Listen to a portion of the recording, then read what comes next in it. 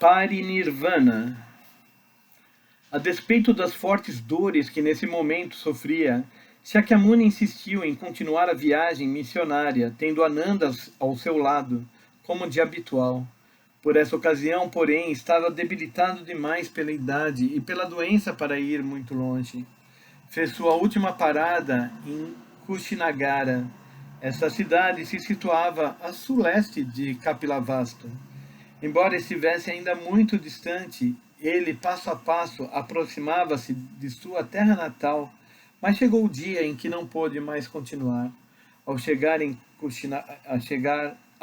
a Kushinagara, dirigiu-se para um bosque de árvores sal e mandou preparar uma enxerga sob as árvores.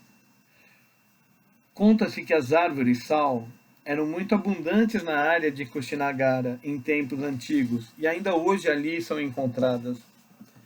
Repousando na enxerga que Ananda lhe preparara, compreendeu com grande clareza que a morte se aproximava.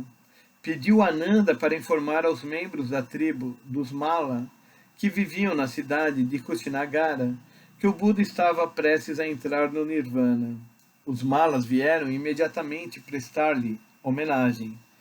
Entre eles havia um asceta que pediu para ser levado à presença do Buda, a fim de poder fazer-lhe perguntas sobre a lei. Ananda, preocupado com o estado do mestre, tentou recusar o pedido, e surgiu uma discussão entre os dois. Shakyamuni, ouvindo a altercação, pediu ao asceta que se aproximasse de seu leito, e depois de lhe responder às perguntas sobre a lei, aceitou-o na ordem.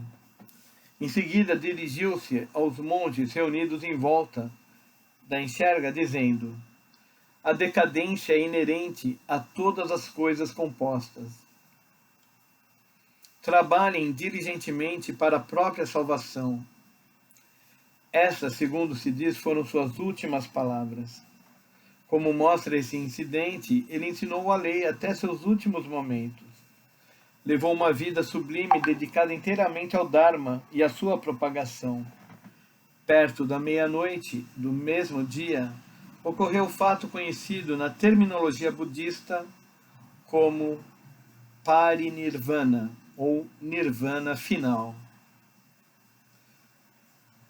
No Japão, o dia 15 de fevereiro é celebrado como aniversário do ingresso de Shakyamuni no Nirvana.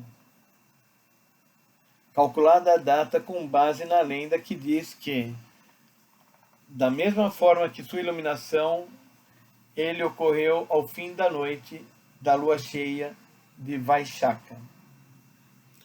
Uma das escrituras dá a seguinte dramática descrição da cena.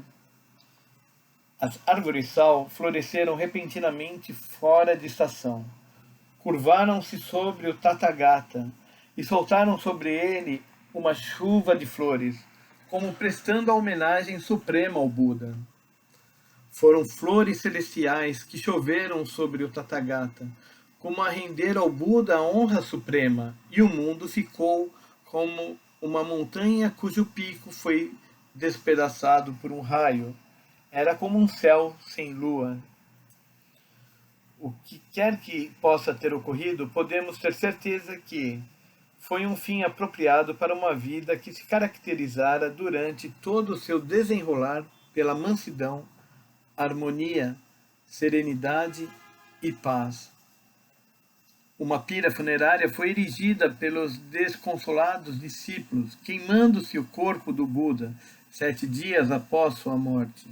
Suas cinzas, que vieram a ser consideradas como relíquias sagradas, foram divididas entre os representantes de vários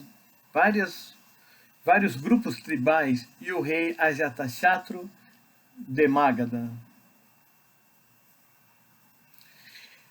Em termos de progresso do espírito humano, a morte de um homem realmente grande marca com frequência o começo e não o fim de uma era. A diferença reside em se o homem viveu principalmente e apenas para sua própria glória ou se dedicou a vida à busca dos princípios eternos da verdade e a verdadeira felicidade de toda a humanidade. Shakyamuni pertenceu a esta última categoria, e sua mensagem foi muito longe de ter morrido com ele. Foi transmitida por seus seguidores aos homens de eras posteriores, iniciando uma nova idade na história espiritual da humanidade, não só em seu país natal, mas em todo o continente asiático. Mas esta é uma longa e complexa história, que terá que esperar por outra oportunidade para ser contada. Embora a história do budismo tenha apenas começado, terminarei esse relato no ponto onde terminou a vida de seu fundador.